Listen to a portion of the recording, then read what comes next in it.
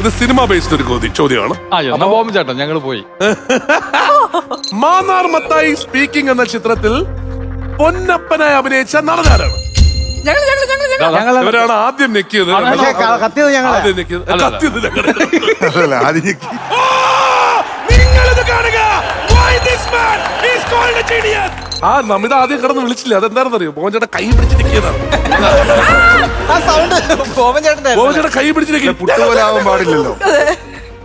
നമിത, മോഹൻചേട്ടൻ ആരാ ഉത്തരം പറയണേ? നമുക്ക് രണ്ടുപേർക്കും അറിയാം. അറിയാം, ഉത്തരം പറയും. ഇന്ദ്രൻ സേട്ടൻ. Absolutely right. സാധനം എടുക്കാൻ തങ്കപ്പൻ, കൺഗ്രാറ്റുലേഷൻസ്. ആരാണ് പോകുന്നത്? നമിതയാണോ? മോഹൻചേട്ടൻ 2 ദിവസം പ്രാക്ടീസ് ചെയ്തിട്ടാ വന്നേക്കാം. റെഡിയല്ലേ? മോഹൻചേട്ടൻ റെഡിയല്ലേ? റെഡിയല്ലോ? ഓക്കെ, നന്നായി വരട്ടെ. ഒരുപാട് സാധനങ്ങൾ എത്ര രൂപയ്ക്കാ മേടിക്കാൻ പറ്റുന്നത്? 1000 രൂപ.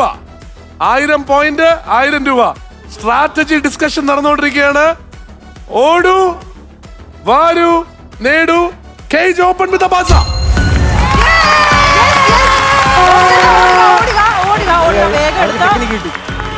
കഴിഞ്ഞ തവണത്തെ പോലെ 1000 രൂപയ്ക്ക് മുകളിലാവരുത്, ശ്രദ്ധിച്ചെടുക്കണം.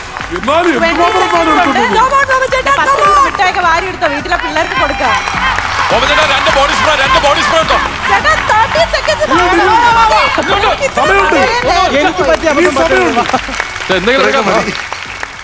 ചേട്ടാ, അപ്പൊ ഈ സാധനങ്ങൾ നമ്മളൊന്ന് സ്കാൻ ചെയ്യാൻ തുടങ്ങുക. ഒന്നുമില്ല, 330 രൂപ കേട്ടോ.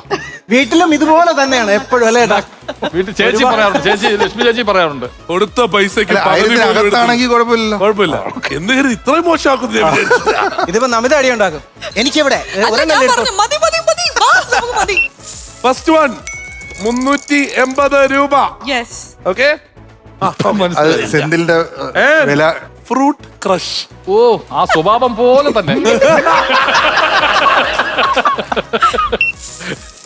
170. സെന്തിൽ ഇപ്പൊ എന്നോട് പറഞ്ഞു, ഒരാൾക്ക് 1000 രൂപ എന്ന് വിചാരിച്ചാണ് ഞങ്ങൾക്ക് 2000 രൂപയ്ക്ക് പറഞ്ഞത്. ശാമ്പ്രാണിപ്പൊടിയൊക്കെ 25 വെച്ച് 4 25 റുപ്പീസ്. 25 into 5 125 ഉള്ളൂ. 125. അപ്പൊ എത്രയാ എല്ലാം കൂടി? 675 അല്ലേ? ബാക്കി പൈസക്ക് എന്ത് ചെയ്യും? This whole thing is yours. പിന്നെ മനസ്സിലായി, പയ്യത്തിനാൽ പനയം തിന്നാം. കാപ്പിപ്പൊടി ഇട്ട് കോഫി കുടിക്കുമ്പോ ഞങ്ങളെയൊക്കെ ഓർക്കണം കേട്ടോ.